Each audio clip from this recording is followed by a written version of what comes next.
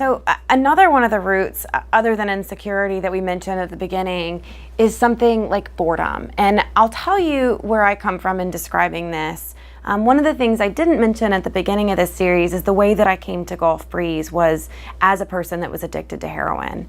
And learning this understanding and learning the way that addiction was brought into my life has really allowed me to see insightfully some of these roots in myself. So I was hugely impacted by the feeling of boredom in my using. That was, I would say, one of the major things that drove my use of drugs. And to describe that experience, it was such a physical experience of sitting still and doing nothing, feeling like I would literally jump out of my skin if I couldn't get something to occupy my time and my mind. And what became my solution to that was drugs. What I realized when I stopped looking outside myself for a solution to that feeling was that what boredom boiled down to was an intense discomfort with myself.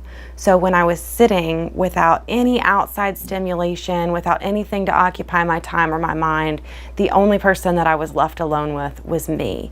And that was something that I was unwilling to sit in the presence of. And so again, we have this root that's boredom.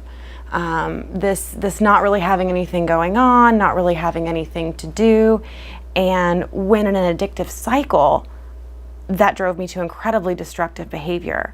But when I take away this fertile soil of an outside-in misunderstanding, when I stop looking out there as a solution to my boredom, I was able to look within myself and see, hey, like there's nothing out there that needs to stimulate me or solve this feeling for me. This is me uncomfortable with me, and it's time to sit and get comfortable with me. That became the sustainable solution I had been looking for all along. Yeah, you summed it up so well that there's not a lot else to talk about as far as boredom goes. I would say that, it is an emptiness, as far as universally goes, in ourselves, okay, that we're once again trying to find completion to fill.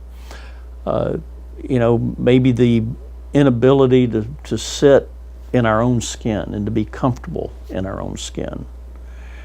And so, we have to look outside so that we can have a better feeling. Okay. So it's a beautiful example, Kat, really is.